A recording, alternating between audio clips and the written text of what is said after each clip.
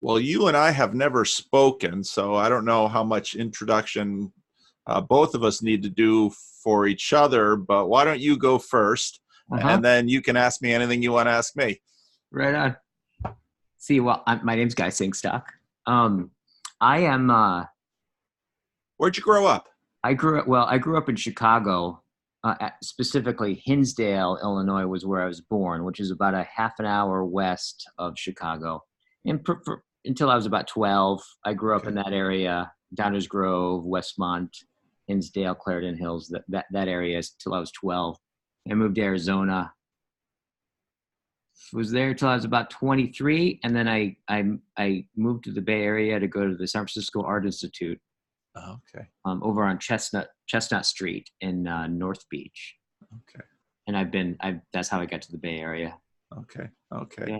Did you do any undergrad stuff before the Art Institute, or is that your first college? Let's see. I actually, out of high school, I went right to massage school in Tucson. Oh, okay. Kind of unusual. And and then I was actually gonna. And then I moved back to. I lived in Prescott. That's where I graduated high school. And then I went to massage school for a year, and then I moved back to Prescott and got my practice going to then enroll into. I was going to enroll into Prescott College, and at the time, Prescott College, it's considered probably the most liberal school in the universe. Really? Oh yeah, yeah. They had a bachelor's degree in Jungian psychology, and I was going to take that. And then I got sick, and I had this whole kind of epiphany about actually, I just wanted to be an artist, and so shortly after that, I disenrolled, and I moved out to San Francisco, and about a year. It took me about a year to get my feet on the ground here, and then I started art school. Okay. Was your family religious at all growing up? Well, I've come to understand that I think it's impossible to not be religious. In fact, it seems that the less formally religious you are, like the more religious you can actually turn out to be. Um, I as, agree with that. as you've talked about a lot. Um, no, actually, I think we are Lutheran by denomination, but I had no upbringing in that.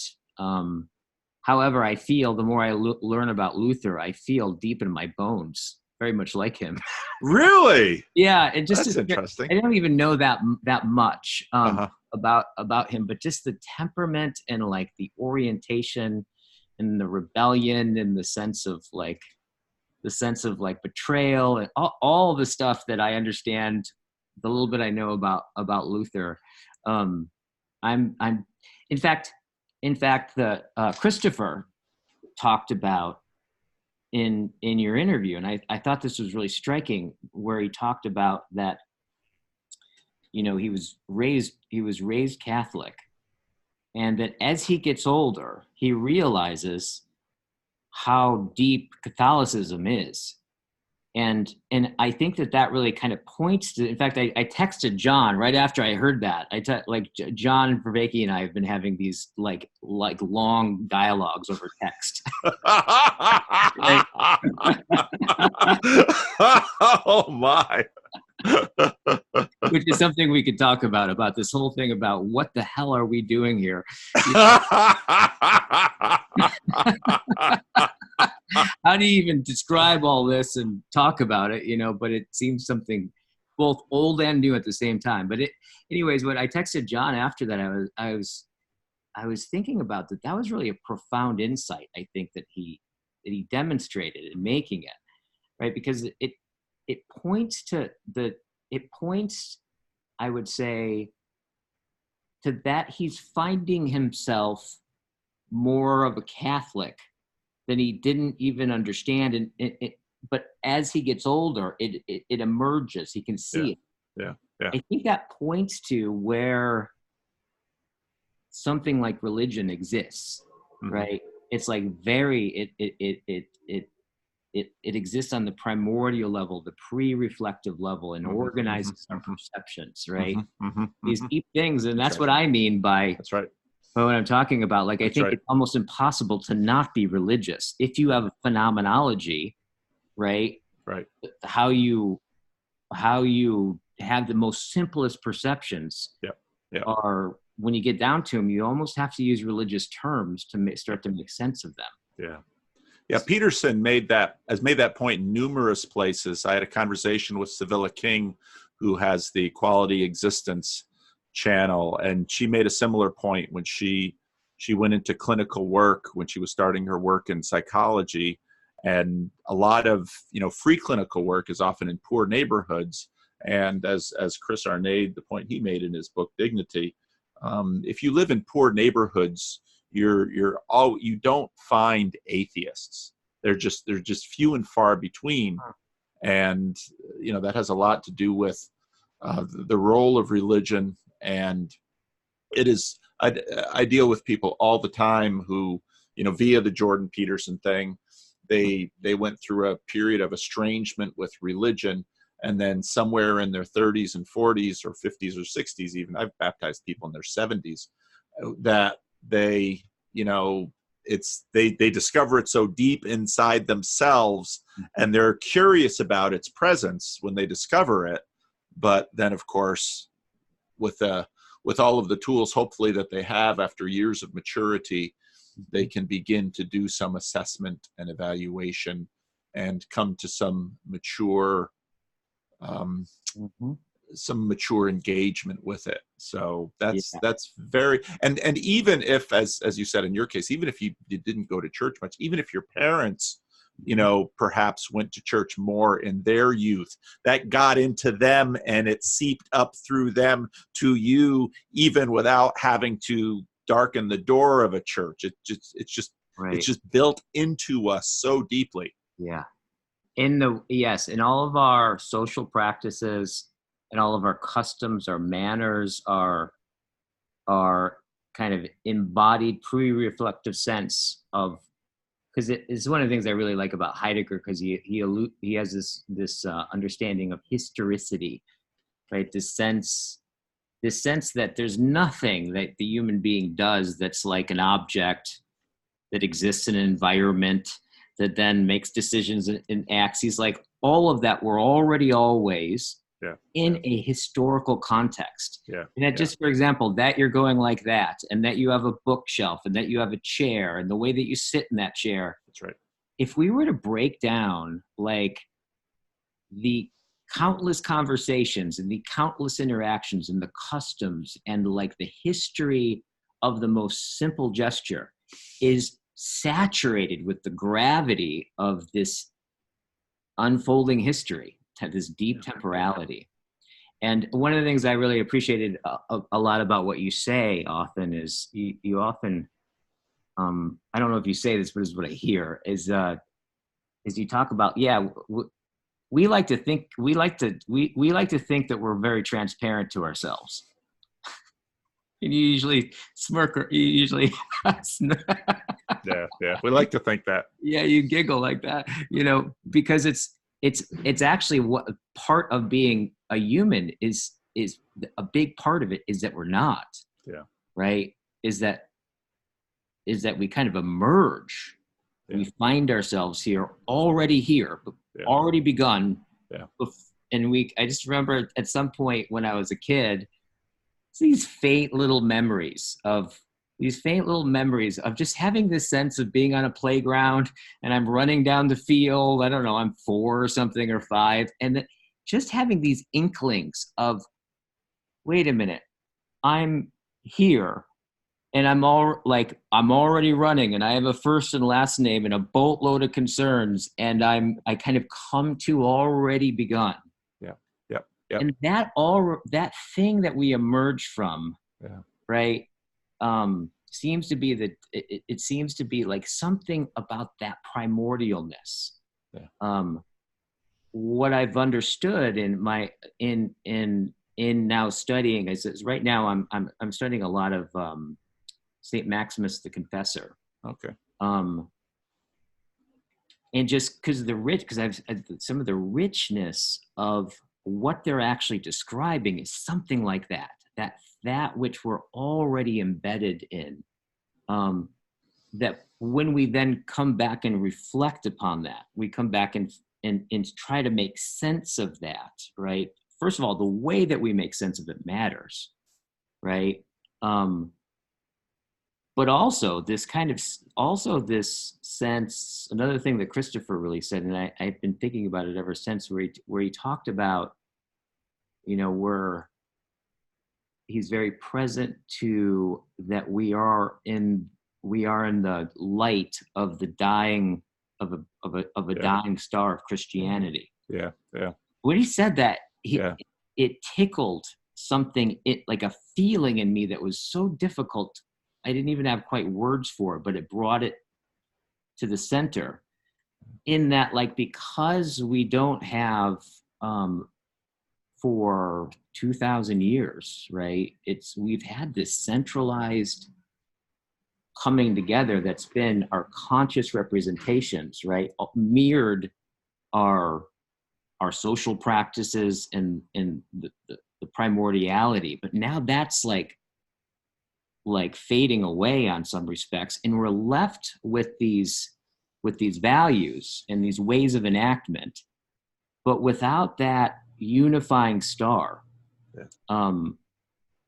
That's that really rumbled me when he said that. Yeah. Really. Well, and the exchange has been more complicated because, of course, C.S. Lewis in the last book he wrote, which was The Discarded Image, goes into the model of the cosmos that was the medieval model, which was inherited in many ways from the classical model.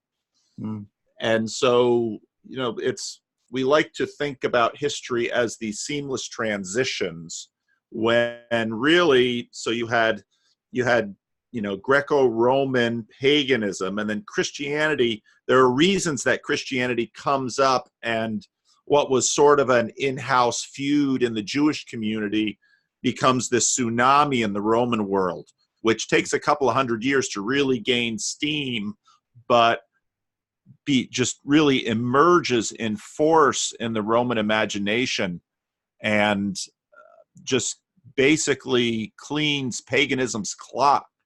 And the pagans that write about it are so frustrated because the Christians are just winning by virtue of their love and their generosity, and the pagans have no weapon against this, which is exactly what the Apostle Paul says. There's no weapon that's formed against this. Yes. And there's no law against this love. Yeah. And so then, of course, that happens in the Roman period, the late Roman period. But then the Christianization of Europe, which happens in the collapse of the Roman period. I mean, that takes hundreds of years, and there's still, with many conversations, this, well, that's from Christianity, that's from paganism. A lot of it, in many ways, kind of comes together, and I'll get in trouble with this with some people, but I always get in trouble, and I don't seem to mind. But what happens is that Christianity has this capacity to infiltrate these other cultures and religions.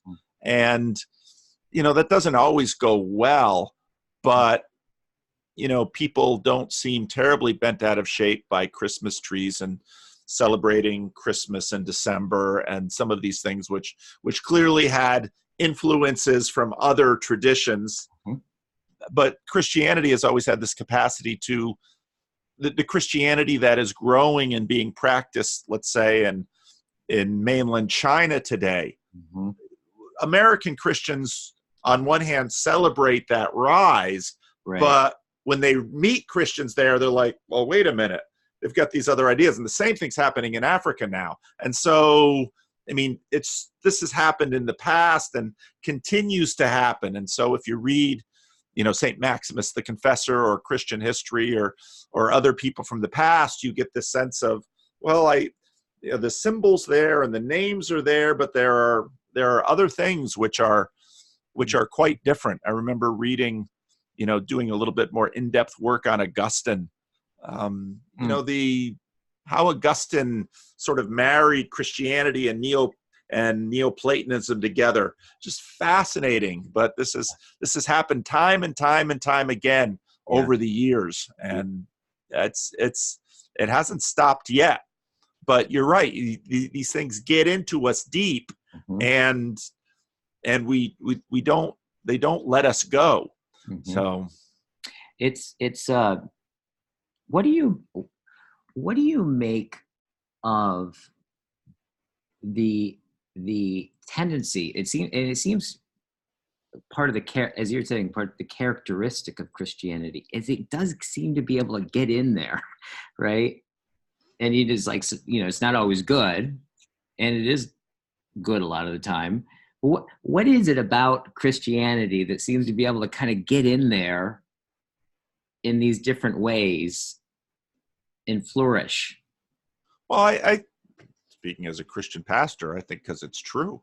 And that's just what happens with truth. Yeah. Where you just can't get around it at some point. And I was listening to Jonathan Peugeot did a conversation with, I don't remember his name, but I'll probably talk to him at some point. He was studying René Girard. And I mean, Girard is an interesting figure. But there's these dynamics that happen, and we see this sort of being played out in our culture now with people posturing with victim status and in order to gain status and all of this stuff that's going on. And they're just certain, and Jordan Peterson talked about this, and I remember one of the things he said about archetypes, which he said, the thing about these archetypes is you just don't get beneath them. You just get to the point where you realize, okay, here's the story where a man who is God becomes the servant of all. He in his life shows amazing power, and yet dies the most humiliated victim and political loser that you could imagine in the symbolism of the period. There's nothing higher than God, and you have the worst punishment that you can have, where you're not just killed, but you're humiliated, and it's public. And anyone who wanted to presuppose that you have political aspirations, well, this is the death of messiahs. Nobody likes their messiahs killed or captured. They want their messiahs victorious. And so this story has within it a capacity that you can't really get beneath it. Yeah. And I always think about the fact that when Jesus sets up his disciples and tells them to bring a sword to the garden, and then when Peter does with the sword what everyone would expect is how a sword could be used, Jesus tells him to put it away and then heals the man that Peter struck. And in a sense, what Jesus is saying in that garden is, if there's any blood that's going to be shed, it will be mine. Now, who says that? Yes. Yeah. Right. Yes. Yeah, I know, and that goes so deep. Right. It goes so deep. And he walks into a political, and people often are not aware of the political religious culture war that Jesus was born into. But basically the definition of losing in a war like that is death. And Jesus basically walks into his death and says, I am going to win this war by dying. And it's like, that's not how you win wars. You win wars by killing. And Jesus says, no, I'm going to be the Son of Man, which is a title out of the book of Daniel. I am going to become the king of the world by losing. And everybody listens to that and says, that's just crazy talk. But then, because everybody imagines he's going to conquer Rome by building an army and killing Romans. And Jesus says, no, I'm going to conquer Rome by dying as their victim. And that's exactly what happens. And it's like, Yes. How does that happen? They say, okay, that's a weird historical anomaly. It can't happen again, but it keeps happening. Yeah. And so, Yeah. and so, there's this terrific novel by a Japanese, it was turned into a movie. I don't know if you've ever read it, called Silence, where the Jesuits go to Japan and they're converting people, and the Japanese authorities, they've seen enough of this and they want to get rid of all the foreign influence, which means the foreign religion. Mm-hmm. And so basically they're really savvy about it. And they say, okay, well, this is how we're going to handle the priests. We're going to put to death the villages that the priests have converted and that they love, unless they renounce their faith publicly by stepping on this fumi. Mm.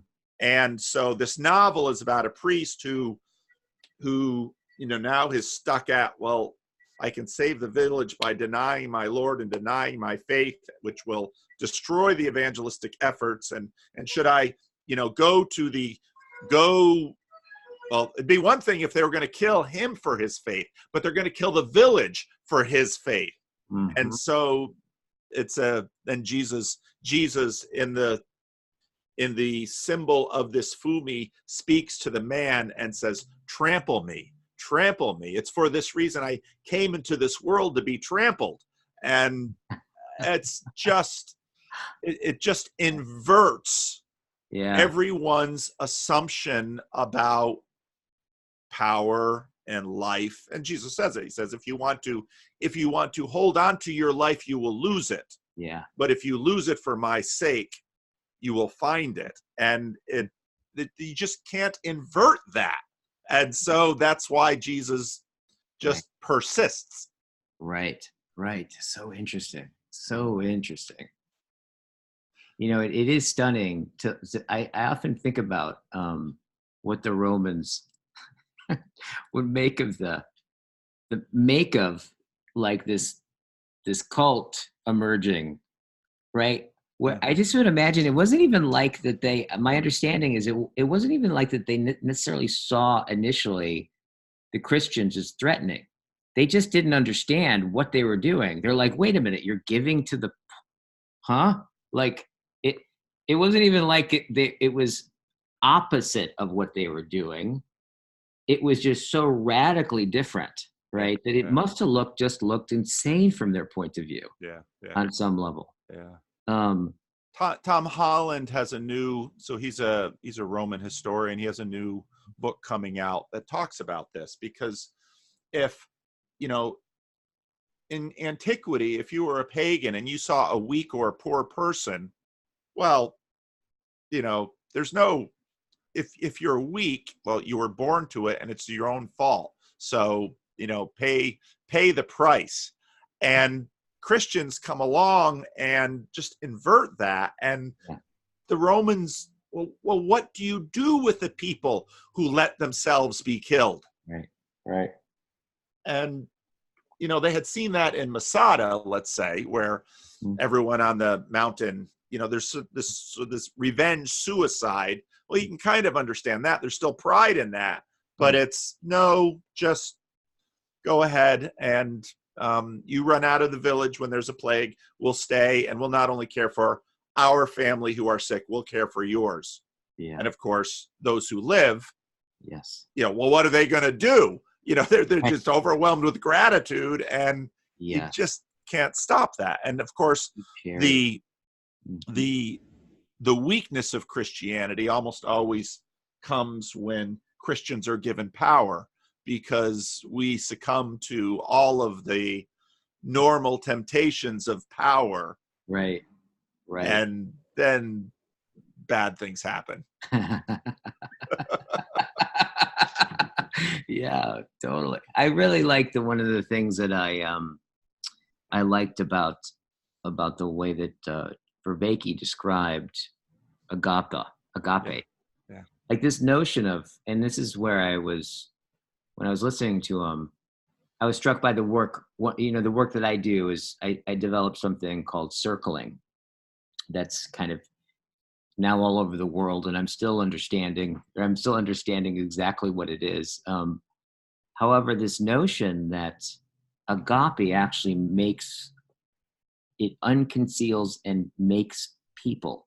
Yeah. You know, and just this idea of that, like this principle of where the Roman citizens, right, the people who were the ones who had power, and everyone else was slaves, and they didn't, you know, it was brutal. And then here's this guy Jesus, who's evoking this deep unearned love, right, this transcendent love, where it's just like he literally allows everyone to become a person. Yeah. That sense of that particular power of that, and that really put to language a lot of these deep experiences that I've been having for years circling with people. Because one of the things about circling is it's you know, you could say that circling is it's a practice of essentially practicing the basic presuppositions, and you could say asanas, if you will, of whatever it is that makes for profound kind of life-changing conversations, right? So it's secular, it's not religious. However, it's interesting. People who do it and are into it end up using these very spiritual terms. And I think it's precisely because of this deep sense of a kind of agapic love that they experience, which, like, some of the vocabulary that's come out of circling, some of the grammar is this notion of being deeply seen, right? This experience where they come out and they're like, oh my God, I've never been seen so deeply in my life. And I think what they're describing is something very similar to that sense of love that parents have a lot of, right? And that's one of the things VanderKlay talked about. If you exist and you have an identity and you're a person, it is because of agapic love. That's right. Right? If that weren't there, because the person can't earn it, right? If there's any transaction in there, it's not agapic love. That's right. And so there's this quality of that where you start in a circle, is that your intention and where you sit is basically like, we bring our attention to one person and we just begin to relate to them as a person, right?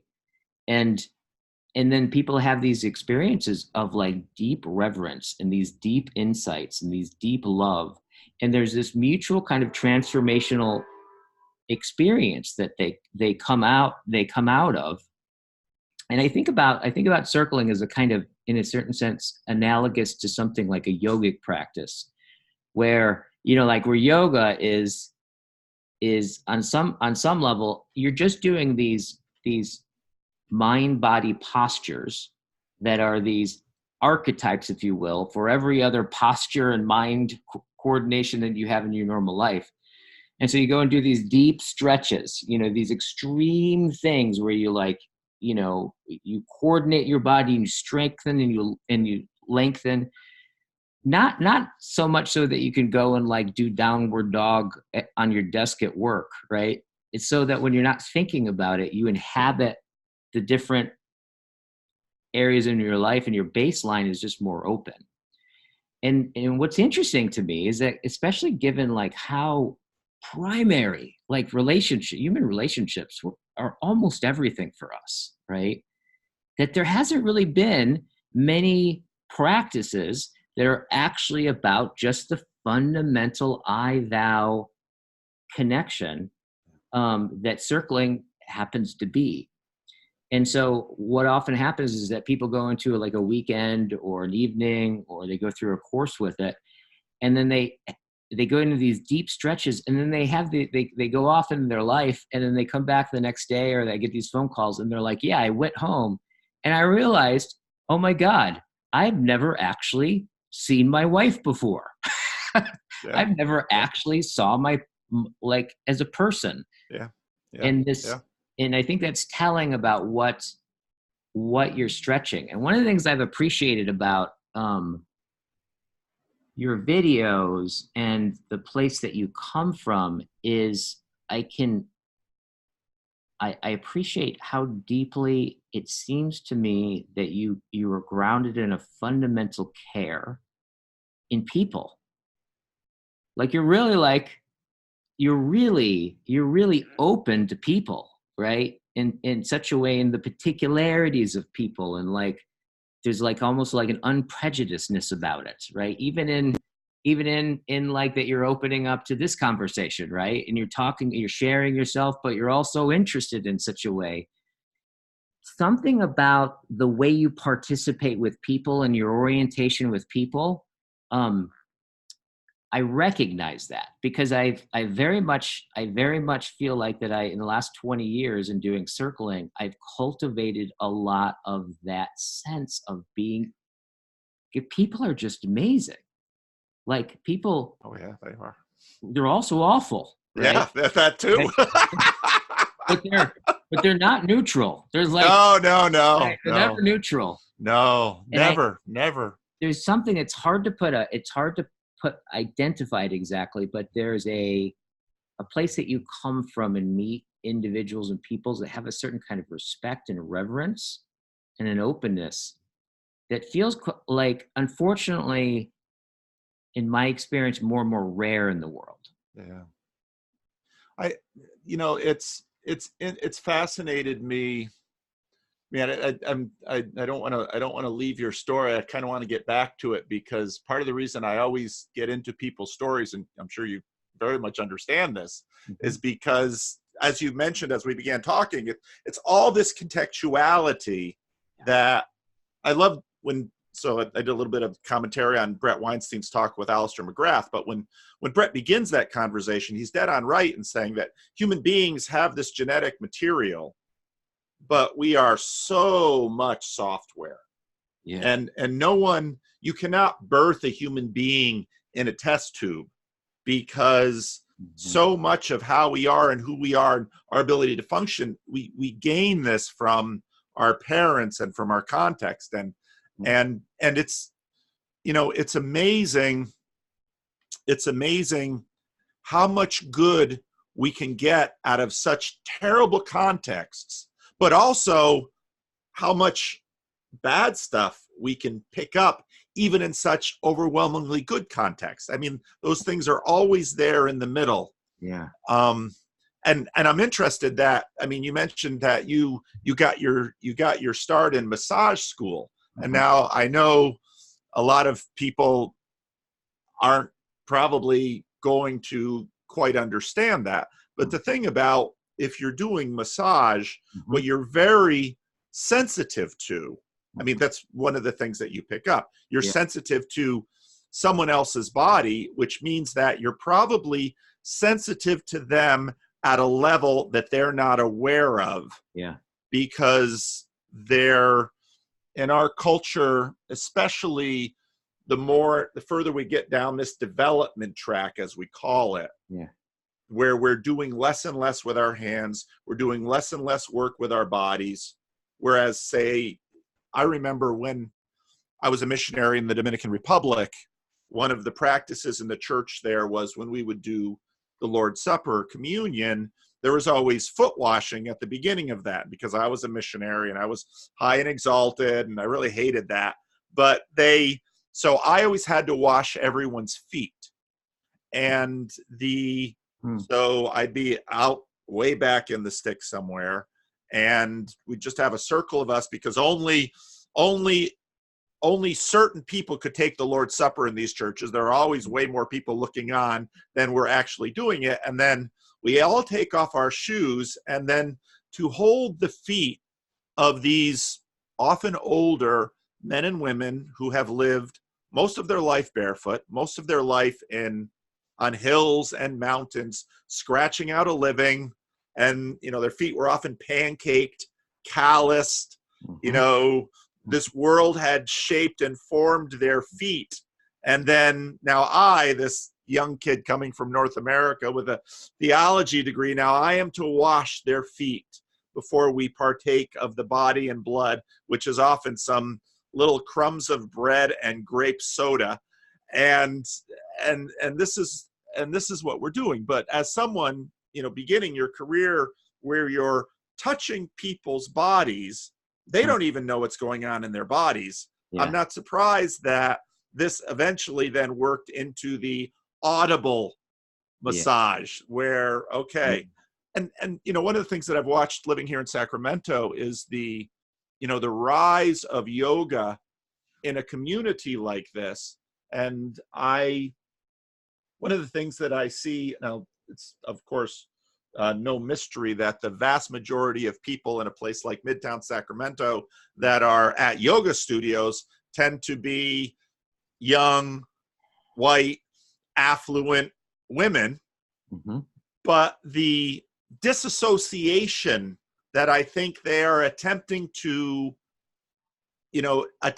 address in the practice is something that strikes me, and that very much connects with, okay, so you've got now the little that I've sort of gleaned so far from you and some of your videos about circling, the fact that in this society people are not known, and I think frankly increasingly not even known as children, which was for many people the first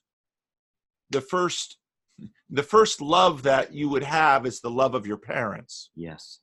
And now when you stroll through Target or Walmart or go to eat in a restaurant, how many times don't I see a family sitting at a meal in a restaurant, the kids are playing on a phone.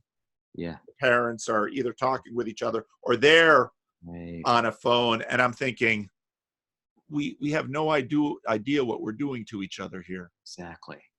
Well, I think one of the things that you get at, I think one of the consequences of this, and I'm seeing this more and more, and I'm because circling happens to be about a practice, about the fundamental unit of relating, I'm actually being exposed to a lot of people in Silicon Valley that whether or not they oftentimes they can't articulate it because we don't have much language for it right now.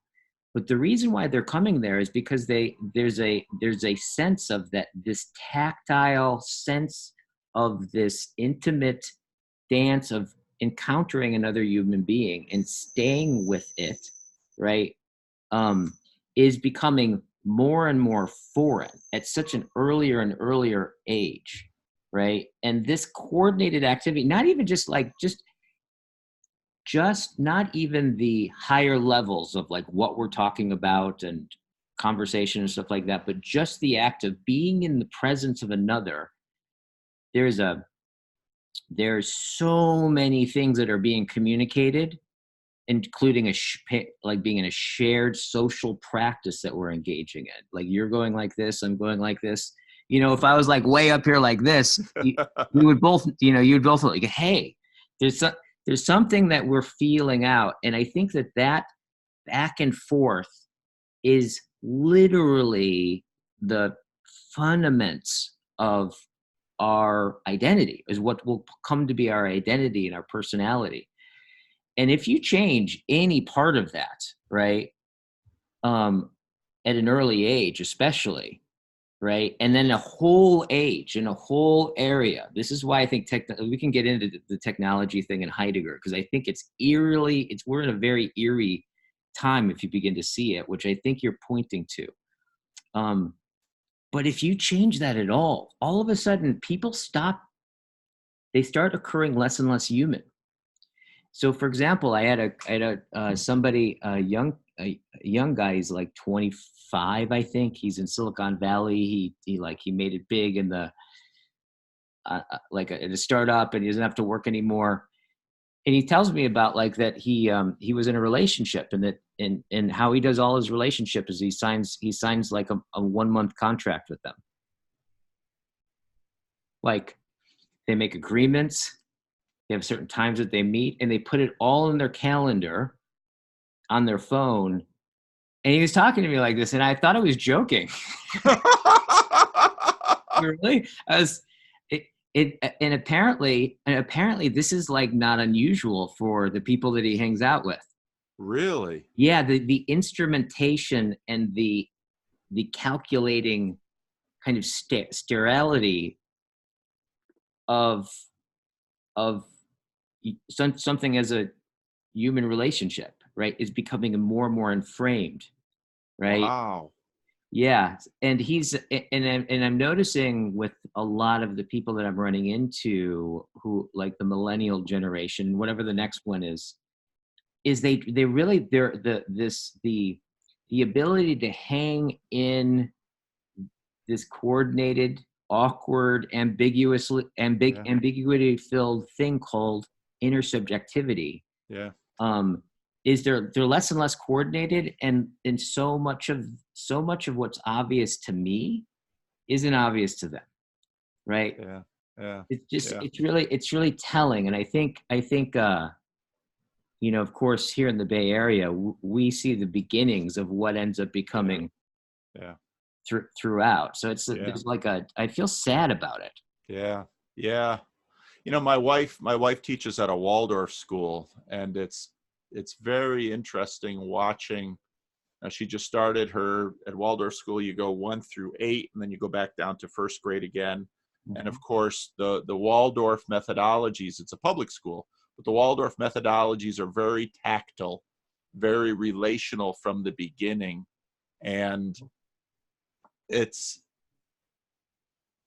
what's so interesting is that these things were just normal not that long ago, and for the sake of other things we have abandoned them without understanding exactly what we're doing to ourselves. That I really liked what you just said in terms of, okay, so this new couple is going to have a relationship that will be mediated by Google Calendar. Yep. And this very much gets into, throughout the history of the world now, we've had what is so generically described as development. So we have the underdeveloped countries, or the developing world, and then the developed world, without giving much thought to what that development is and what its shape is. And so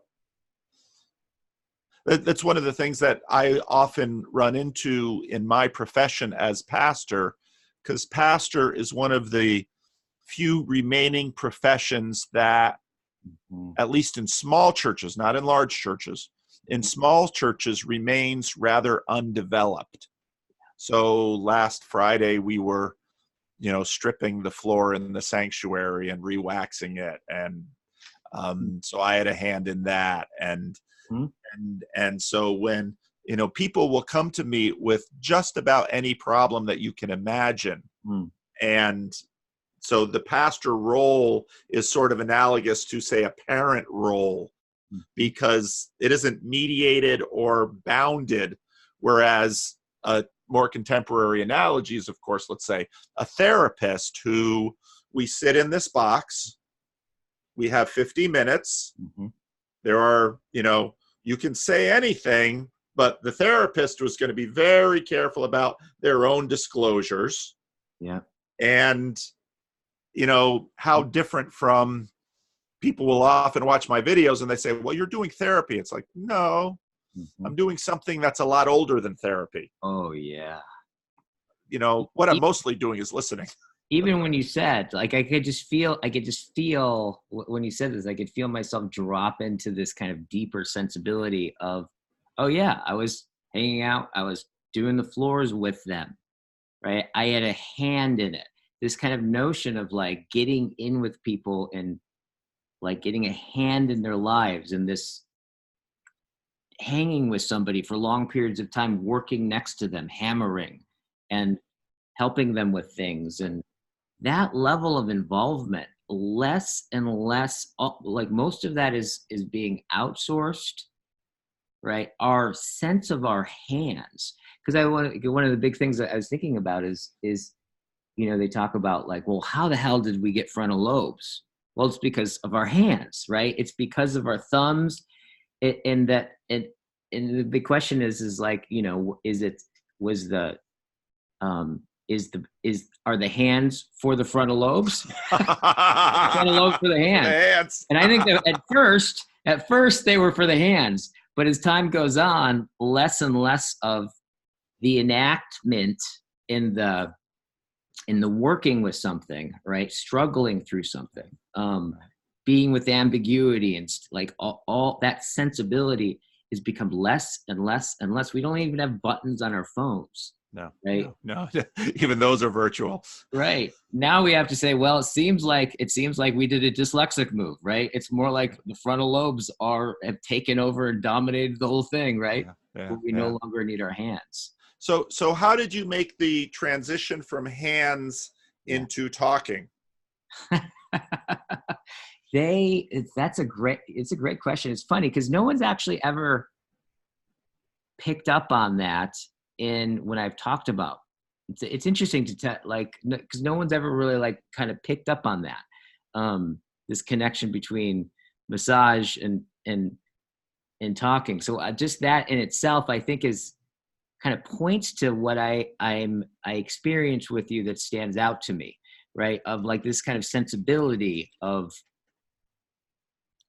I don't know, whatever that, whatever it is that we're talking about, but there's.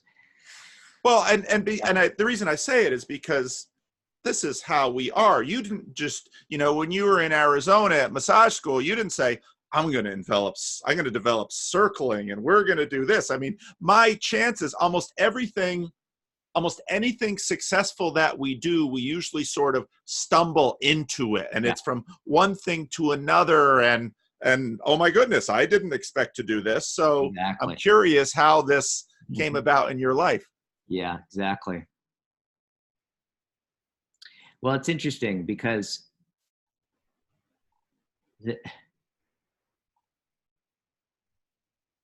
I've always had this, both metaphorically and literally, a good touch. Right? That's like, it's interesting, to touch an object, right? The way you touch an object is a completely different thing than when you touch somebody, right? To touch somebody is always a communication.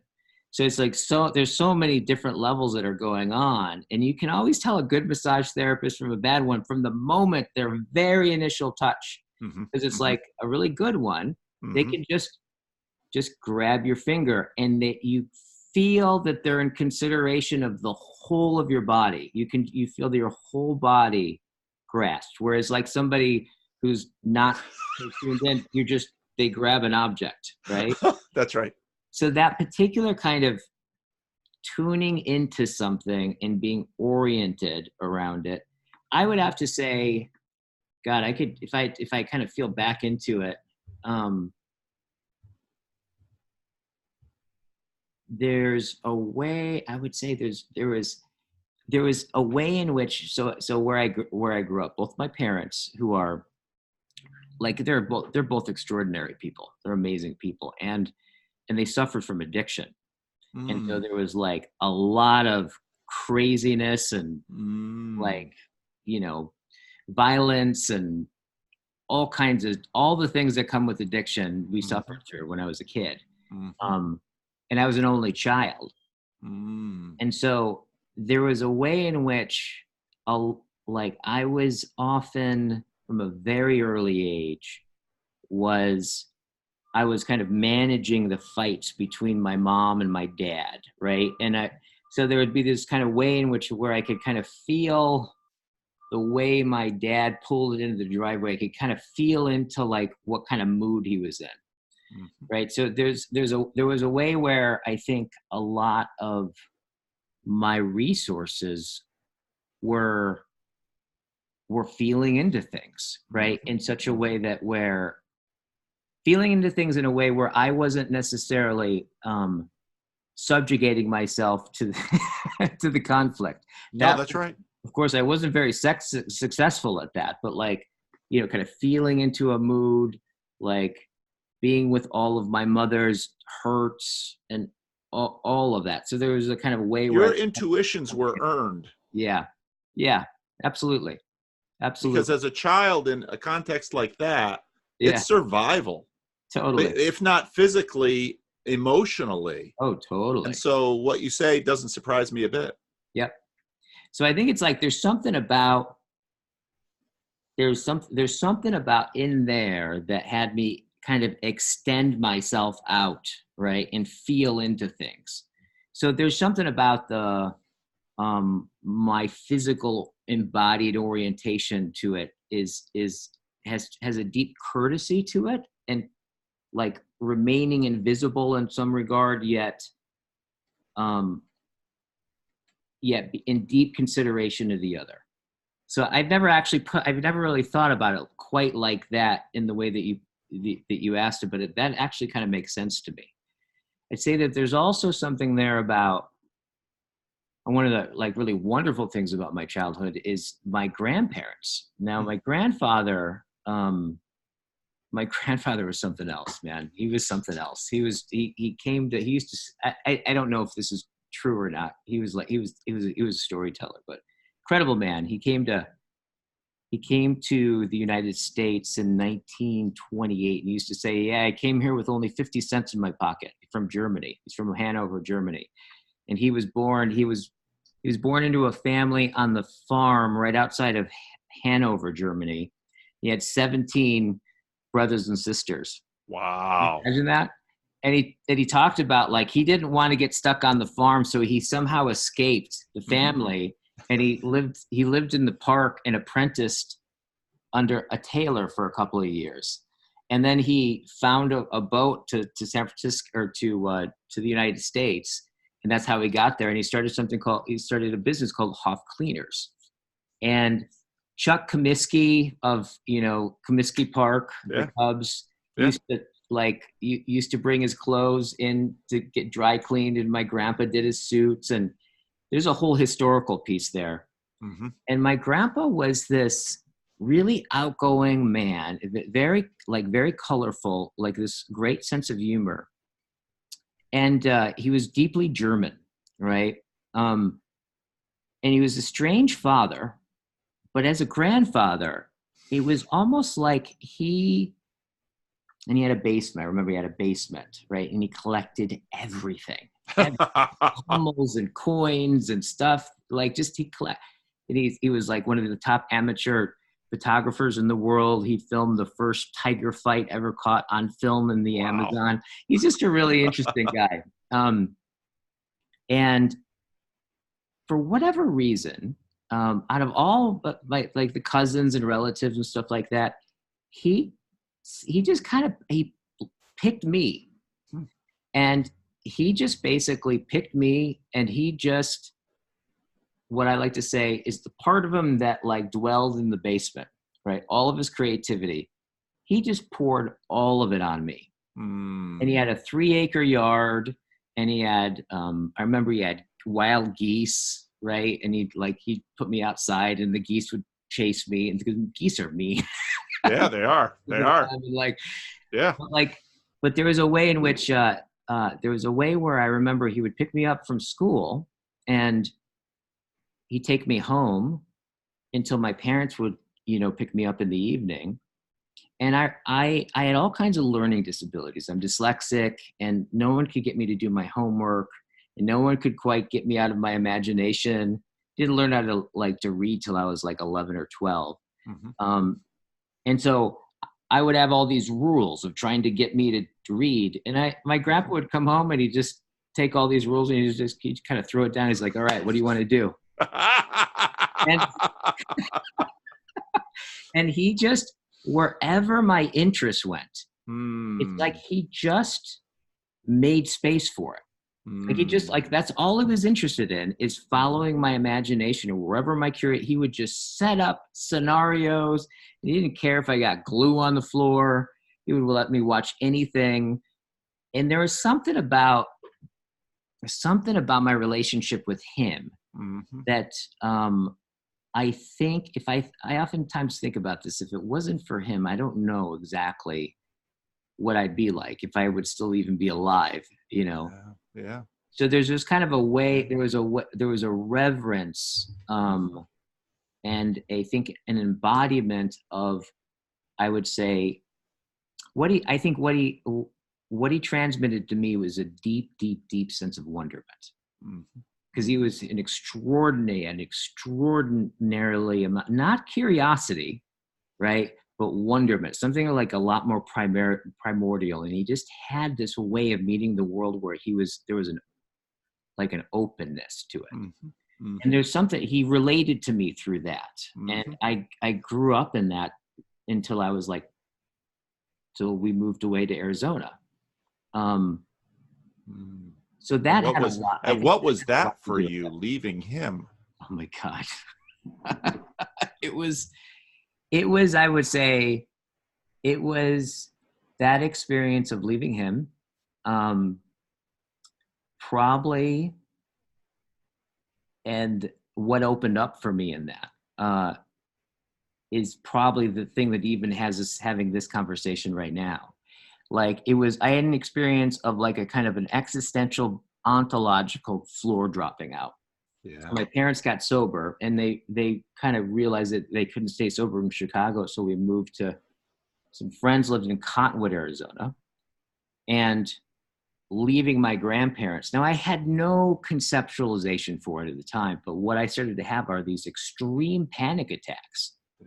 Like where I would just feel, yeah. How Vervaeke talks about like that, where he talks about horror, right? Yeah. That kind of sense of like, things aren't what I thought that they were. Yeah. I would just go, I would have like a bottom dropping out experience, and this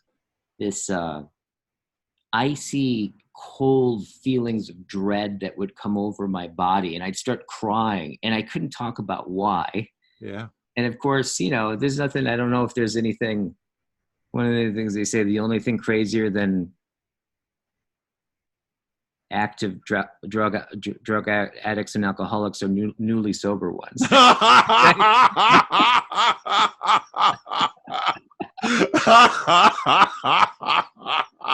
can see that. Yeah, totally.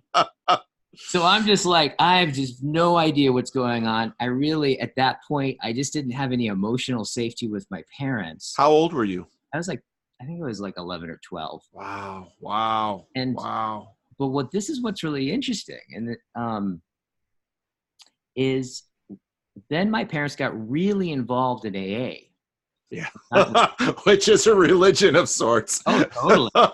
Total life makeover. I remember this moment because this is like a moment. I think it was, we had just moved in, and I'm having these panic attacks, and I don't even know what they are, and I can't talk to my parents, and I'm having obsessive compulsive thoughts over and over again.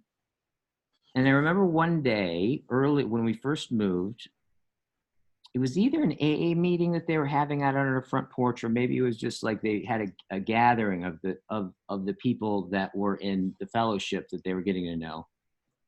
And I just like went outside and just sat down inside the conversation. And I remember distinctly that it was like my life was one way, and then this happened and there was another way. I sat down and I just started to like tune into what they were talking about.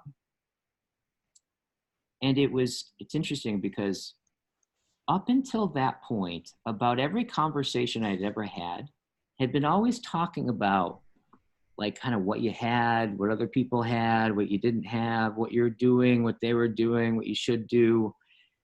Right. Especially in the Midwest, like the Midwestern, like my uncle, I go back now, my aunt talked about like the Kirby vacuum cleaner she just got for 3.5 hours. Right. It's like Midwestern in particular. Yeah. So those are the only conversations I'd ever actually experienced. Yeah. This was like a conversation that was unlike any other conversation. And it was like, it occurred to me like a different world. And it was the first time I had ever heard people talk about what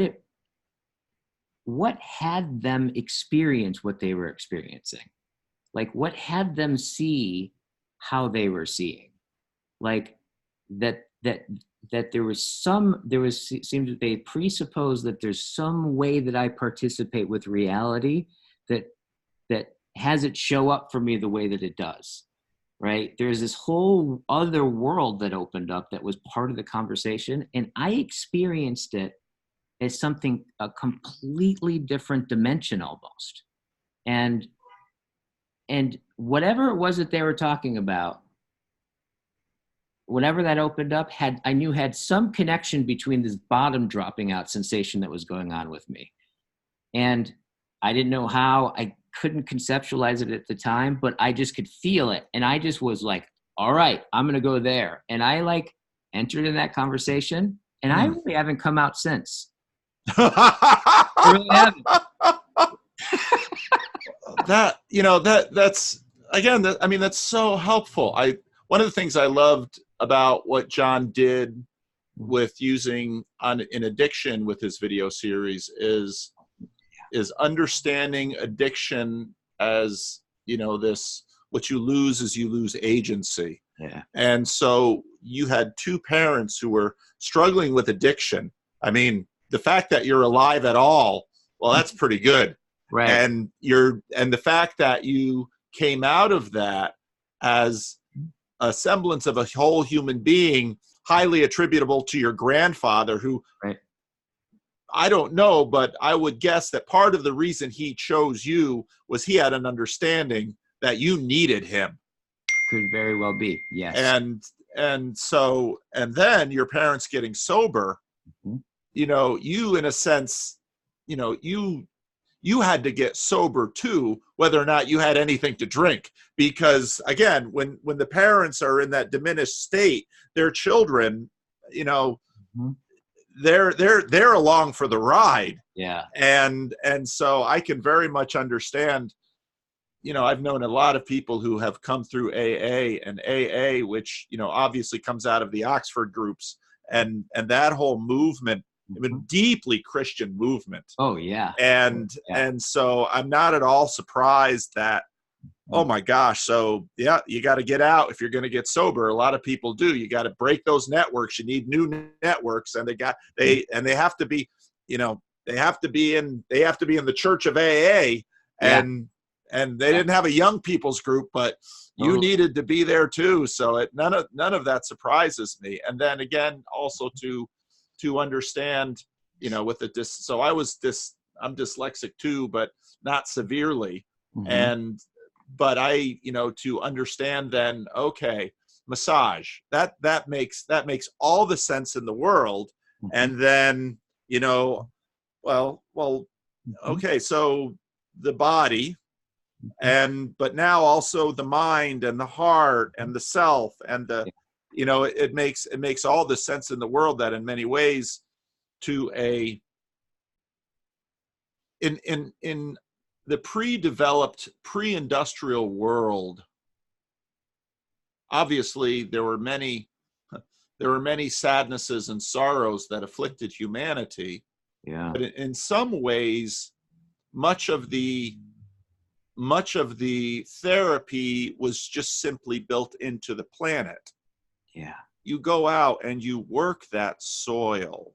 Yeah. And you grow the plant, or you husband the animal, and so those rhythms and the life, they're all built in. And what happens with industrialization is that well increasingly where people become tools of other people, and always had that with serfdom to a certain degree, but now in a machine world, they literally become tools. They become machine operators, extensions of the machine. And then also in terms of the mind-body thing, we just keep floating away from ourselves. Yeah. And so the fact that we have many, many people who, I've heard people say things like, well, that person looks at home in their body. And whenever I hear that, I'd always think, well, where else would they be? But this is exactly what we've been doing to ourselves and each other. Yes. And it's also, I would say too, that the connection, because now you have me thinking about, well, what is this connection between like touch and what I'm doing now? And I think maybe one of it has to do with like listening. Because one of the things my grandfather was, he was a storyteller. And so was my dad. My dad's awesome. They're both still sober. They've been sober. Wonderful. They're awesome. Yeah, they're awesome. I'm, the life after them being sober versus before, it's almost like two different realities, right? However, my grandfather,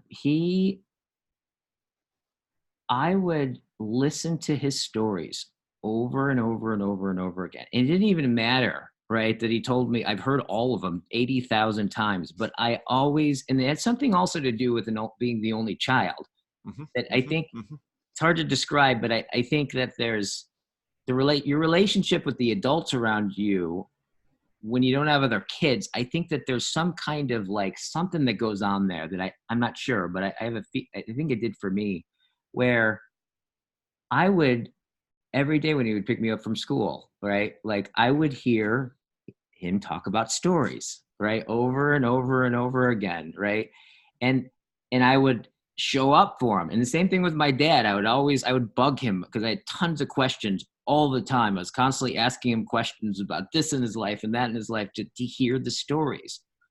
And so there was this way in which listening for me was something that was deeply, deeply in my life, right? And so then when we started to go and be in AA, well, if you look at it, well, how do they do it? Well, you get together, right? They set a context, right? And then what do? They share. Yeah. Listen.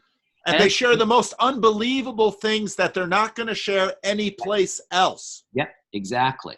And so like, I would go to all the open AA meetings, and like I do every way. All I wanted to do was be around these people.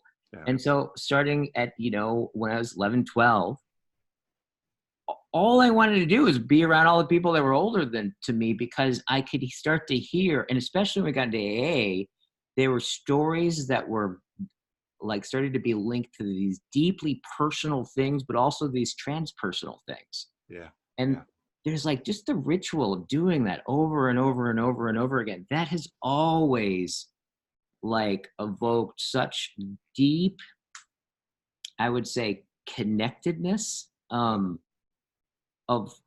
just hearing kind of like how incredible people are, and how incredible I think what it is stepping into being able to, through your listening, being able to actually embody someone else's perspective and see from their perspective, which is the participating and seeing in that way is what gives the sense of presence. So I think I've just had this connection between listening, really getting other people's perspectives and participating in that way is linked to this. I think for me that orientation really allows something to come into presence and be filled with sense.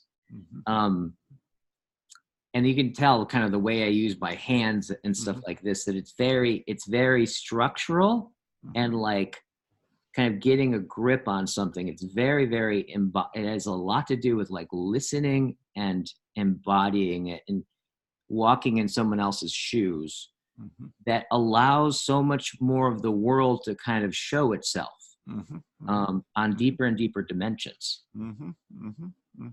Thanks, Paul. I had never quite really even thought about like explicitly made that connection between massage and listening and everything that we're talking about. This is a completely new angle. Thank you. That's why I think it's just helpful that we tell our stories. Oh yeah, because every time we tell it, we see another aspect, and even in the repetition of telling it, we discover new things. Yes. So I don't know if you want to talk more about circling, or I've kind of been I mean, when we get on these conversations, I kind of get into pastoral mode and start probing, but I don't want to be a one-sided prober. I don't know if there's things that you'd like to. We've got another half hour or so we still have plenty of time. Yeah, you bet. Well, I think it's one of the things about even just like what happened right here now is you're like, oh, the massage school, and hearing my story, and then all of a sudden the logos starts to gather more together, right? The sense of just, we coming together in this conversation seems to like the logos comes in and kind of reveals both the ground and a new horizon, right? And then the ground. That personal, but there's a way in which it's like you're interested in me personally, that personal connection that you have, right? That I can see in just the way that you talk with people, right? Your interest with people. And then watching, and then what, this is one of the things that I was going to ask you about too, is that I've heard you use this term a bunch of times, having conversation partners, right? Having conversation partners. And it's always struck me. I was like, yeah, having conversation partners. It's an unusual way of saying that. Really? I never thought of it. Yeah, totally. It struck to me because it's usually like, when people talk about it, it's like, oh yeah, I had a friend and we had this conversation, right? There's this like, yeah, me and my wife, we had this conversation. But there's a way that you just kind of use the term, and I just wanted to kind of like explore this with you, where you're like, it seems that you're connoting on some level that there's conversation and that other people join us in it. And and it seems to be very related. I would imagine it's very related to like all these people that you're meeting online, right? In the videos. What do you make of that? That's like when you say conversation partners, like, and what's been the impact of these kinds of conversations on you? On me? Well, but part of the reason I use the word partners is because we're building something. Yeah. I mean, each conversation, and now especially that especially that I'm recording them and putting them on the internet, which is sort of a crazy thing. Mm-hmm. But we're, just as we began talking about a human being is not just this physical creature, but it's this embodied, contextualized, storied being. And so with each conversation, we are building something. We're building something between us right now. Mm-hmm. It's the continuation of the building in you. It's the continuation of the building in me. It's striking. It's striking that most of what we have about Jesus, which simply by virtue of texts is limited, but most of what we have with Jesus are his interactions with people. Mm-hmm. And interesting. I grew up, obviously, my father was a minister, and I had this weird bicultural growing up where the church that my father was shepherding was mostly a Black church. And then the ethnic group that I came out of, which this crazy Dutch Reformed thing that had schools. So I went to K through 12 with about 100 other kids that, kind of a small town within the New York metropolitan area. And then the Black community. And so, where was I going with this? So, this is sort of the context in which I grow up. And this obviously then gets built into me. And so all of these stories get built into me. Mm. But Jesus in the Gospels, all the stories of all the different things that you yeah. The Dutch immigrant stories, then my father pastoring, which meant helping people in all kinds of things. So, once I got big enough that my father, so-and-so has to move. So it's like I'd go with my father and we'd use kind of the church Suburban and move somebody's stove and fridge, and you'd get into people's houses and you'd see life from that side.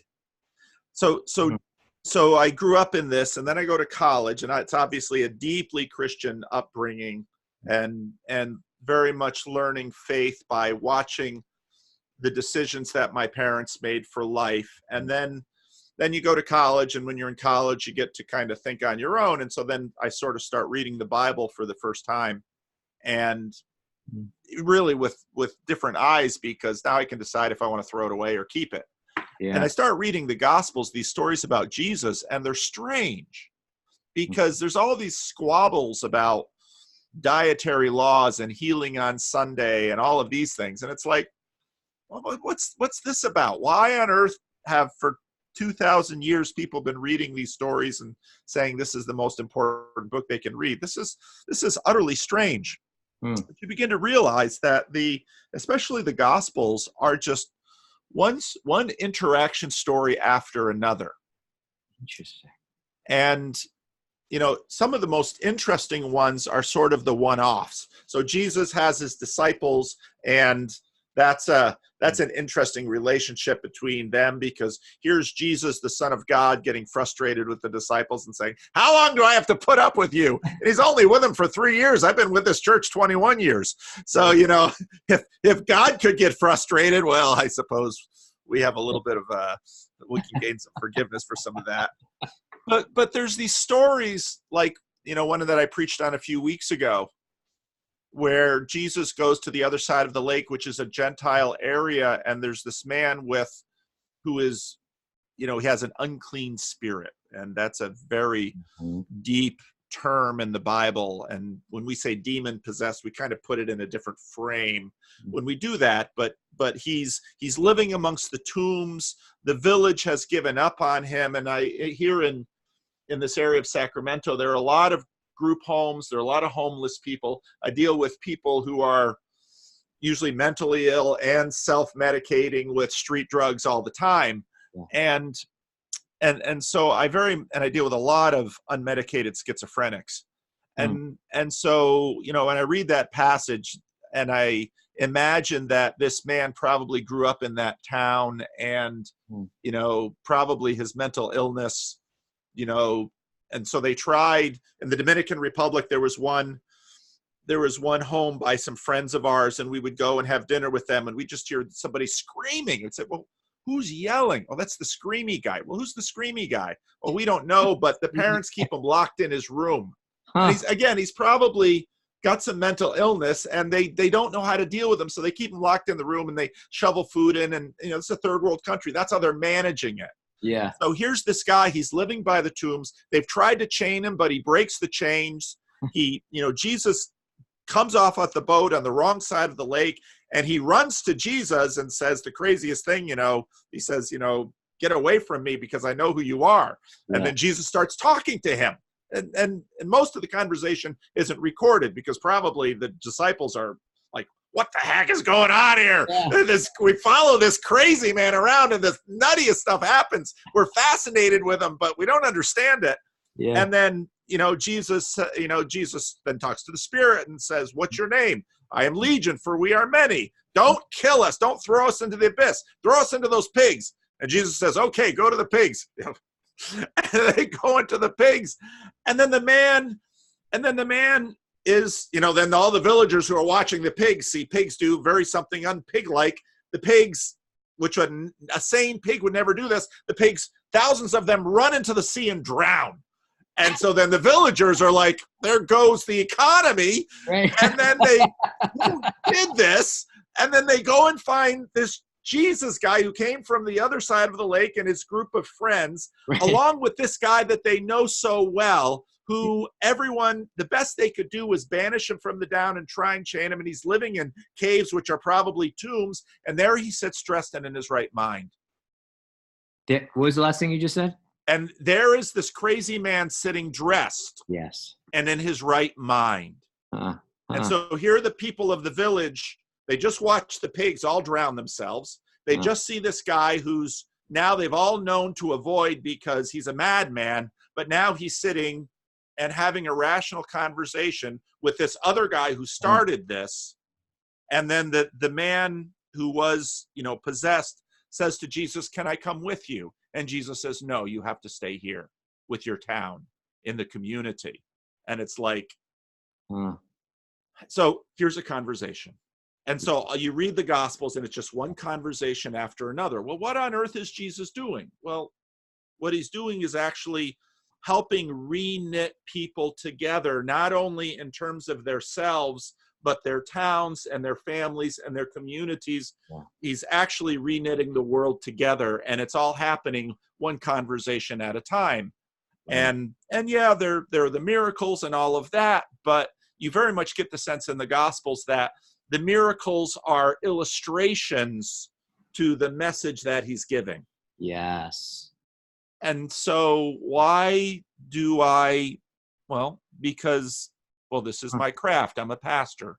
It's one conversation at a time. And sometimes the conversation is public to a room with people. We call that preaching. Sometimes the conversation is a Bible study, me and about 10 people in a room. Yeah. But often the conversation is like what we're doing here. And, you know, this is how, you know, I find it, you know, we began this conversation by noting that human beings need each other so deeply just to survive. Otherwise, we're not really human.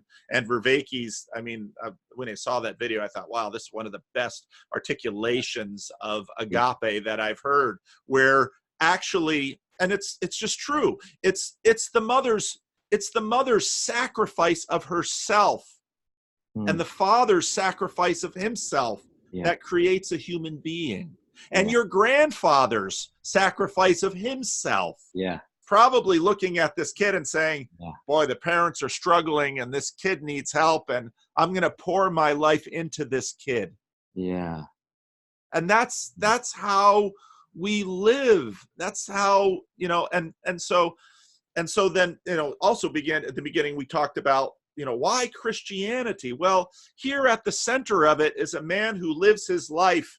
He's saying the world's well-being at his personal expense. And no healthy child comes into the world without someone in their world pouring out their life into this child. Right. And part of the reason, you know, it's so funny because we have this conversation about immigrants, you know, and I find the most sane people in America to be the immigrants so often. It's the Americans that are nuts. Yeah.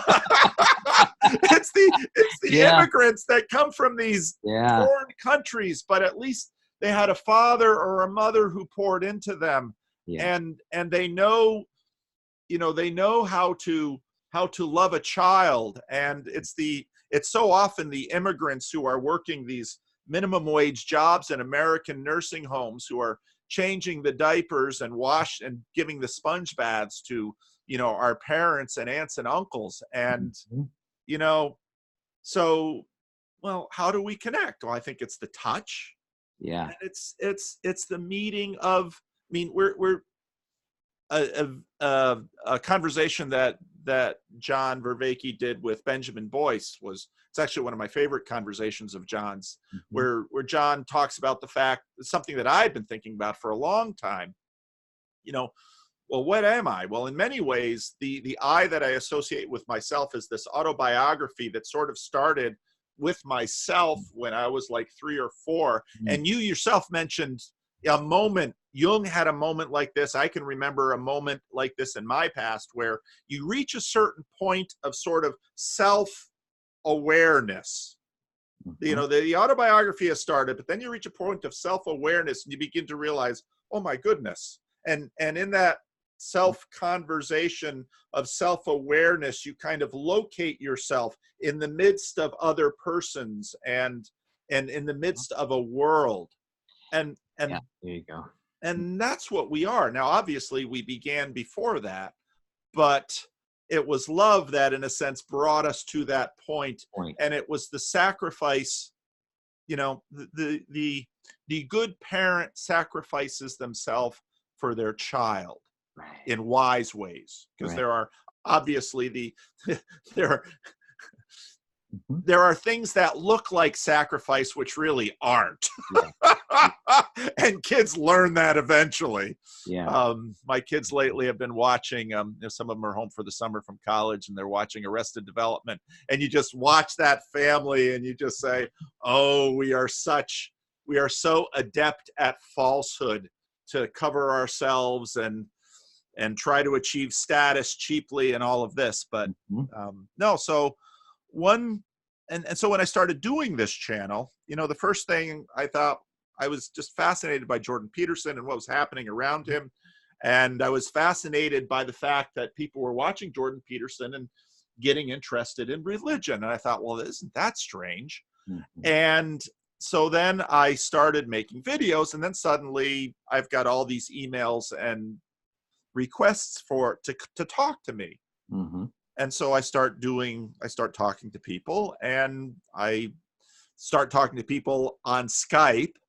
And then I realize, after talking to a number of people, I bet you some other people would benefit by listening to the conversation. And so usually only about half of the conversations, people say, yeah, I'd be willing to share that. Yeah. And then I throw it up on YouTube. It's like, we'll see what happens. Right. And then a bunch of people only watch the videos that I produce to talk about Jordan Peterson or Vervaeke or whatever. Mm-hmm. But another group of people say, I caught this from my mother, because my mother said, I only watch the conversations. And I thought, isn't that interesting? My mother loves me, and she's proud of her son and all those things. But the videos where I ramble on about Jordan Peterson, but who's he talking to? Yes. What's their story? Yes. How does that help me? Right. One of the things that I'm really interested in is looking at this phenomena, right? Because I think what we're doing, or this part of the internet, right, of where, you've heard lots of different people talk about this, but where for the first time, right, you're able to like have these long, meandering, difficult conversations that no one would think would tune into, right? But it turns out that not only are people tuning into it, but they're being affected in such deep ways. And so what I'm hearing you say, actually, because it's interesting, I really appreciated the way that you just teased out not just the conclusion of the Bible, right, of the stories, but the structure of it. Like there's another level of like meaning that came out. I'd never quite looked at it like that. I haven't read the Bible a whole bunch, but like I've never heard anybody quite talk about it like that. That, oh yeah, that's what he does. It's like Jesus goes around and he has conversations, and then it shows an impact of those conversations that seem to make things better. Right? Like that's a really cool observation, or a very cool thing to hear. And in some way, I mean, I think what we're inside of is one of the few places where technology is bringing something that is fundamentally not technological. Yeah. Right. Yeah. And I think it has a lot to do with this experience of listening. And if you think about like just the phenomenology of listening is just fascinating when you get into it, right? Because listening, connecting to hearing, Heidegger kind of weaves the etymology all the way back into the original, like the oldest notion that he could find was that listening is very connected to sacred obedience. And if you think about it, obedience, it's kind of a strange word, but like when you think about to really obey something, like you can't force the kind of like deep obedience. It's like it takes all of your freedom, right, to deeply obey to something. The word hearkening, right, to hearken to something. And although it's video, really, at least with a conversational form, it's really what you're doing is listening. And if you look at the phenomenology of listening, it's really interesting, because if you look at it just in terms of like sense capacities, right? I can listen to you, and I can touch and still listen, right? I can look around and still listen, right? I can smell and still listen, but I can't listen to you and think. Right? It's really interesting. It's like if I try to listen to you and you start thinking about off you go. Yeah, all of a sudden I'm like, well, if you look at this, right? And then I think about the notion of like there's some videos and things I've listened to that I've gone back over and over and over and over and over and over again. Yeah. If you think about it, well, to fully listen is to fully let you think the thought Yeah. I'm fully being obedient to the thought. Now, if you look at, like, for some thoughts, what it takes to be able to think that thought is actually, like, especially when you get into philosophy and religious and these kinds of thoughts, right? In order to think the thought, in other words, to listen to you, right?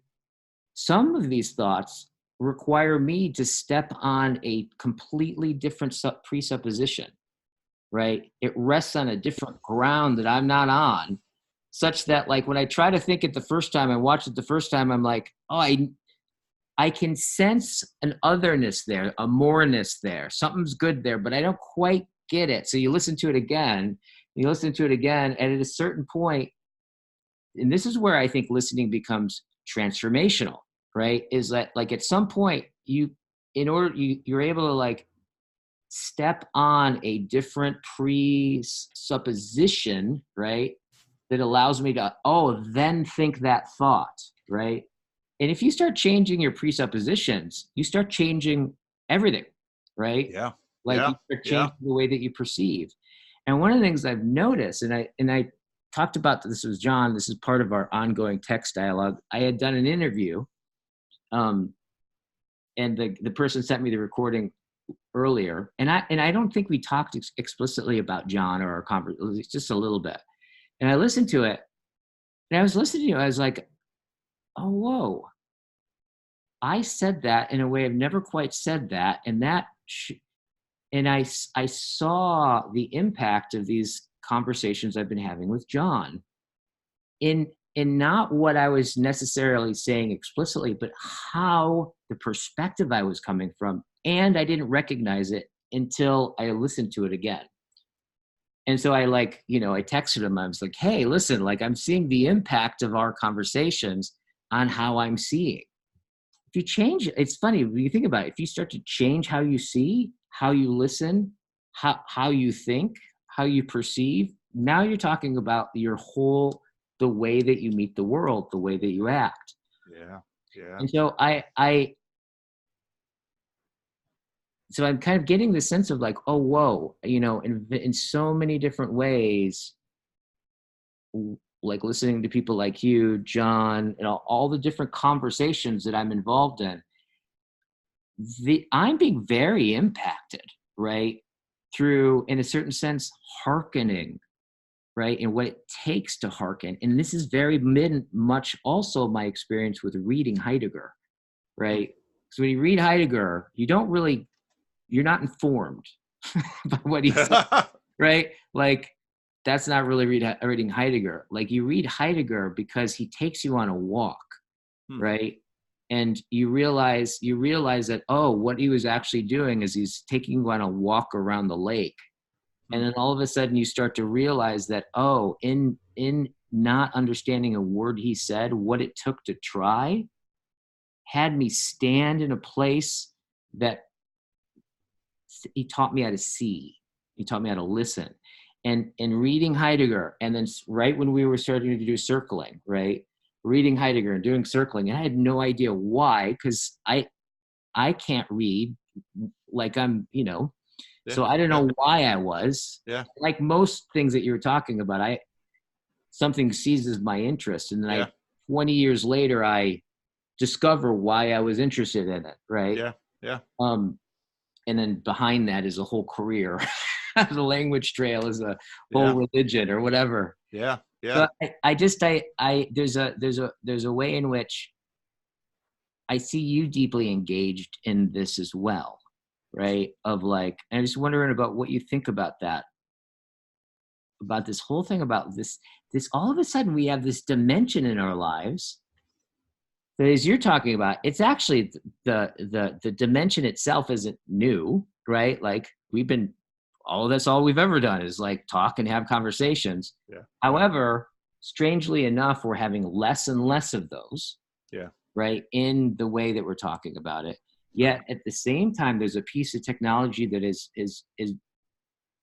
brought a deeper way of listening, or the opportunity to listen at very, very deep levels to people that we wouldn't have otherwise. I think that's right. And I I have, since starting this thing, thought, well, what the thing that most gratifies me, the thing I find most rewarding from my coming on 2 years of doing things on YouTube is that, so I was doing conversations with people, and then the same people kept coming back to me for more conversations, and then new people, I couldn't have conversations with new people, and I thought, I'm a small church pastor, I've just started a very small church because I'm going to keep talking to these same dozen or 2 dozen people. And so I told them, I said, okay, if I've had 2 conversations with you, you can't sign up for another slot. And then they're all like, what do we do? And what they did was they started a Discord server and they started YouTube channels, and they're all having conversations with each other. And so what actually happened was, because you realize very quickly as a pastor, you become a bottleneck for the community. Yeah. That when someone starts getting interested in the church, they want to meet you and get to know you and maybe be your friend and all that. But you're not really a pastor until they all get to know each other and have relationships with each other. Yeah.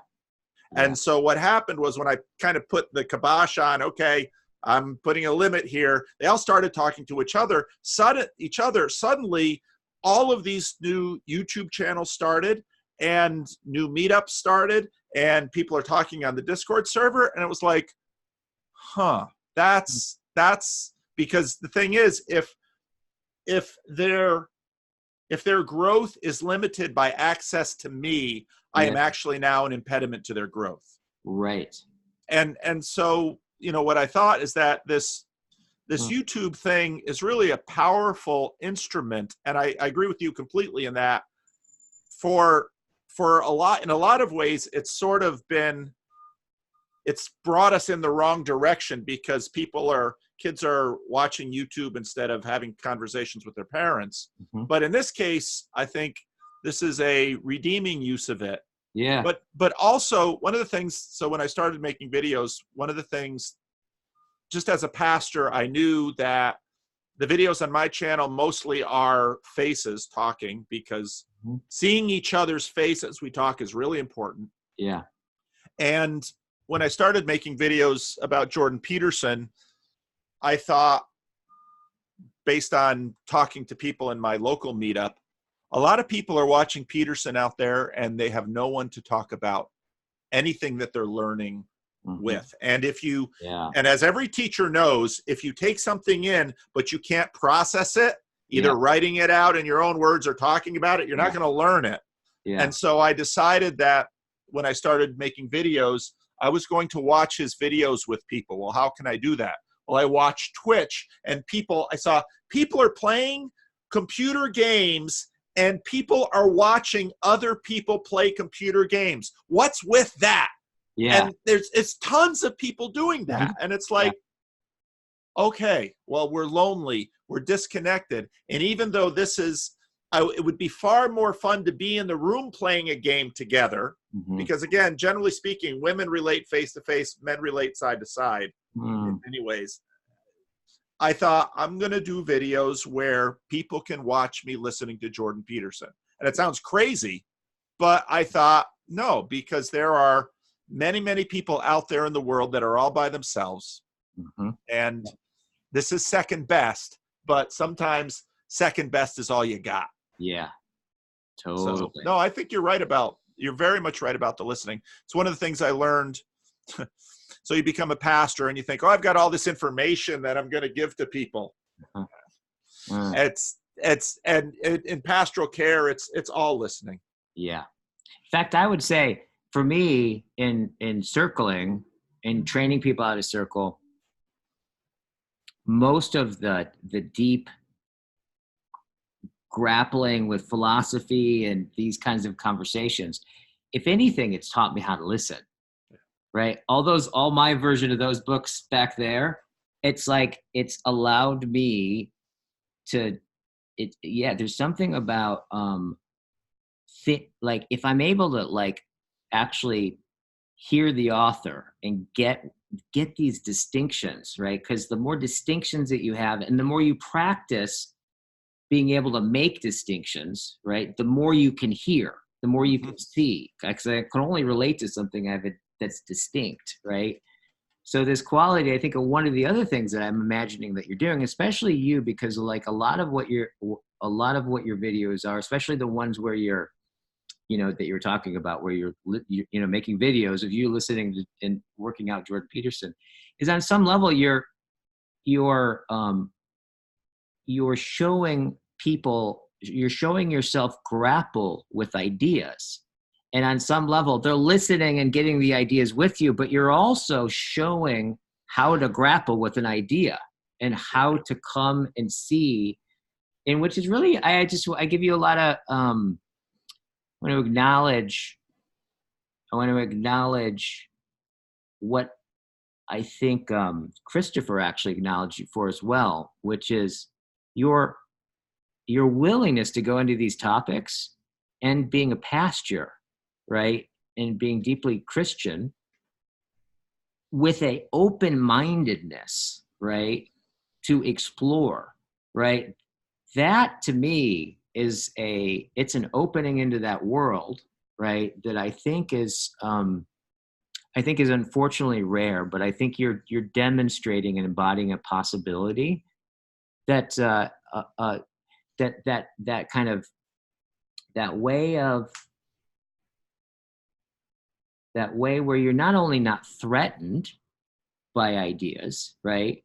But that there's a way in which the more ideas that you open to and more novelty that you bring in, it seems like creates a deeper ground in yourself, more of a sense of solidity or security that like opens to more novelty. And there seems to be that part of the energy and the feel of your channel is part of what's being displayed is that autopoetic process, right, of mutuality that doesn't seem to be threatening you at all. It seems to be deepening you. So I think you're a really fine example. I appreciate that a lot. Well, I love what you said about the presuppositions, and I hadn't really thought about it that way before, but you're right. And one of the things that sort of,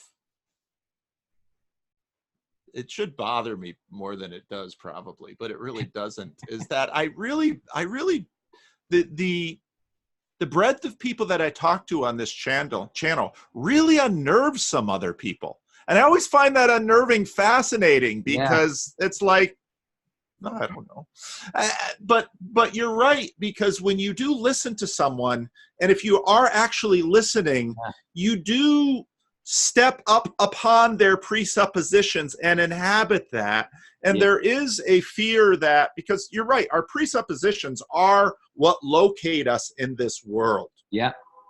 And those presuppositions are, again, as we began this conversation, these are inherited, frankly, before we even start our own autobiography. They're inherited in our context and our parents, and they might be that the faith that we inherit, Roman Catholicism or Dutch Reformed or whatever, might be 2-3 generations old, but it's built in very deeply and very young. Yeah. And so it's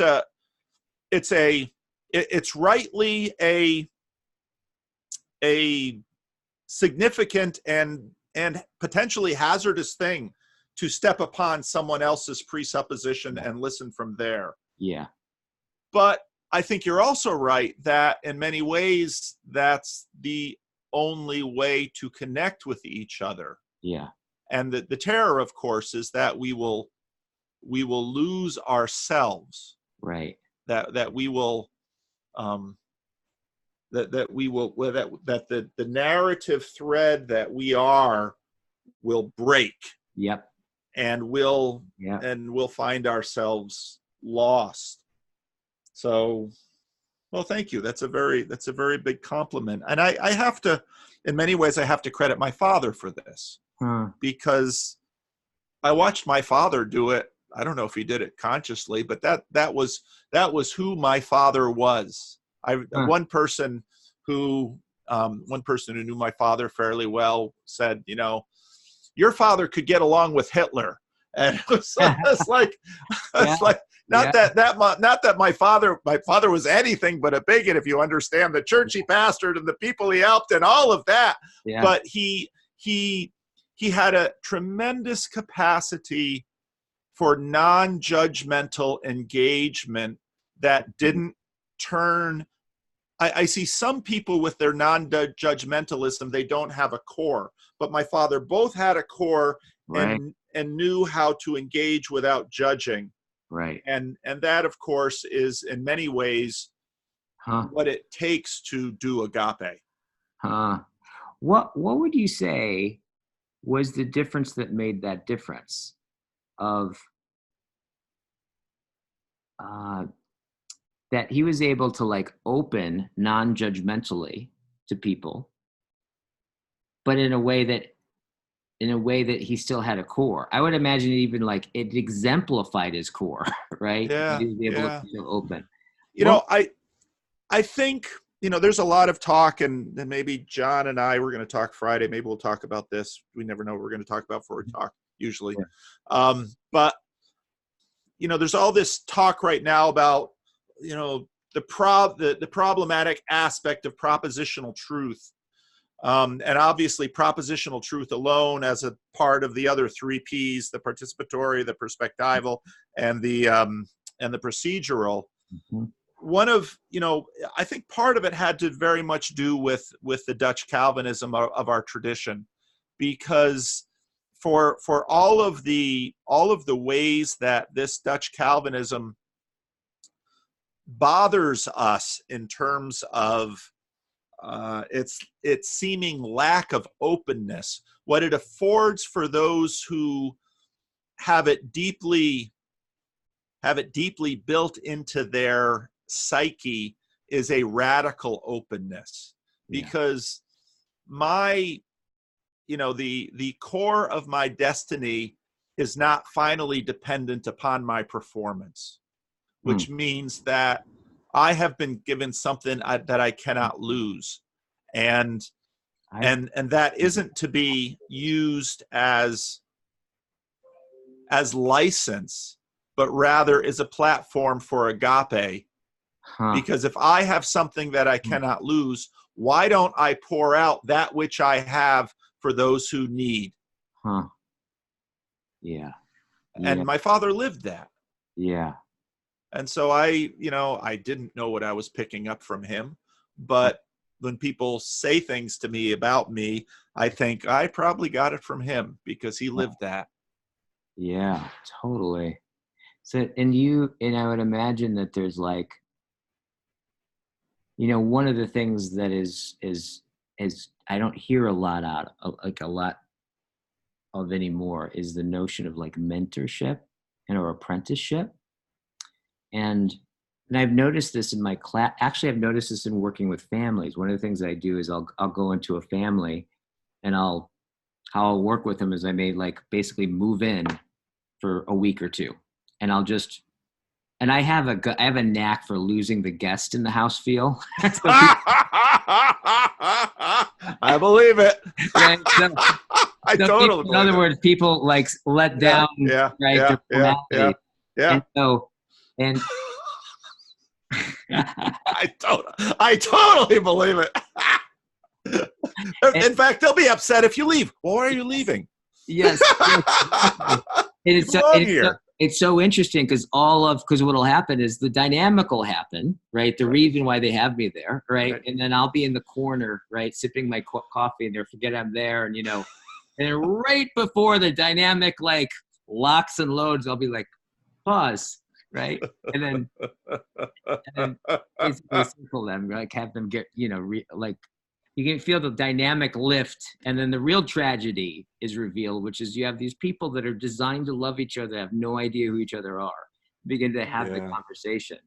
With this kind of notion of like, with a lot of them, one in particular, they were so isolated from each other that there was no place that I could catch them, because one of the magics of working with families like this is like, it doesn't have that, right? I'm just me and I show up, right? And I just kind of embed myself in there. And then usually most of like the intense activity is like in the doorway, like in the car, we're out there for 3 hours, because in these transition points is where all the stuff, the conversations that haven't been had, right?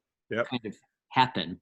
Yep. But with one family, they were so isolated from each other that I worked out something with the father where I was just like, okay, let's unplug the back of the house and just say that the power went out, which forced everyone to sleep in the living room. And so we all just dwelled in the living room, and it forced everyone to interact with each other, to participate in that way. Yeah. Right. And one of the big things that was lacking is that everyone was so distant that the sons didn't have all of the walking along with their dad, the coordinated activity of attuning, of like working with wood together, of like doing a job together, this way in which where you're not even necessarily consciously talking to each other, but you're both in a context in which just the way that your dad orients, right, in some way gets into your body and your inner, and that in some way, that deep sense of attunement with each other, right, of participation is I think one of the magics of these conversations is, on one level there's what we're talking about, right, but on one level the topic of what we're talking about, almost could be anything sometimes, because there's another thing that is transparent to us, right, or opaque, like not necessarily like front and center, is all of the coordinated activities that's so rich that I think is kind of makes us mutually transform in some way. I agree 100%. Just look at a marriage. How much time people spend together, not talking or about doing, but I gotta run, but you and I could talk all day. Absolutely.